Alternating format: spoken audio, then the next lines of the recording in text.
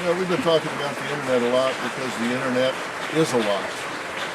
And, you know, Donna Tatro, who's our parenting expert, was saying, you give your children zero privacy on the internet.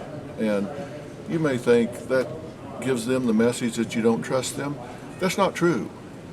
And be straight up with them about that. It's not that I don't trust you, it's that I don't trust all of the predators.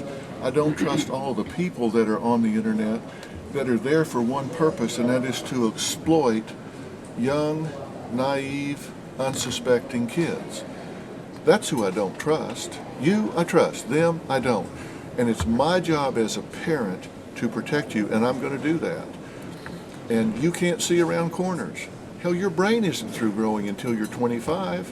So I'm not even considering letting you go out into the wild, wild web without somebody watching your back. I'm going to do it every time.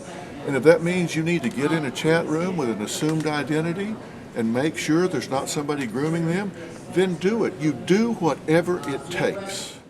As you're listening to this, what's jumping out at you? When she was a little girl, you wouldn't let her, as a toddler, go out to a swimming pool by herself for fear that she would drown. So you have to get in the water with her at that point and help her learn how to be in the water and respect the water, just like you do with technology. And at that time, too, I'm sure that you got her swimming lessons, right? Yes. Okay, so that's that time with tech, too, that you have to start educating age appropriately, time limits, what's appropriate. You're bringing in the value system into your family. And then, of course, I'm sure you put a fence around that pool. Those are the parental controls. But we know kids get around the fences and they drown.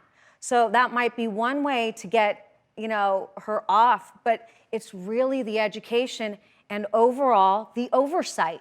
When she turned 10, 11, 12, 13, I'm sure she still wasn't swimming on her own, she could swim on her own, but you had to be there to watch her. Right. So it's really thinking about it from an education perspective, and then really the oversight has to be there. It just has to be there. So how much privacy do you think kids should have with their internet access as they're growing up, 10, 11, 12, 13? Zero. None. And you have to talk to her with compassion. You need to speak to her and try to understand where she's coming from.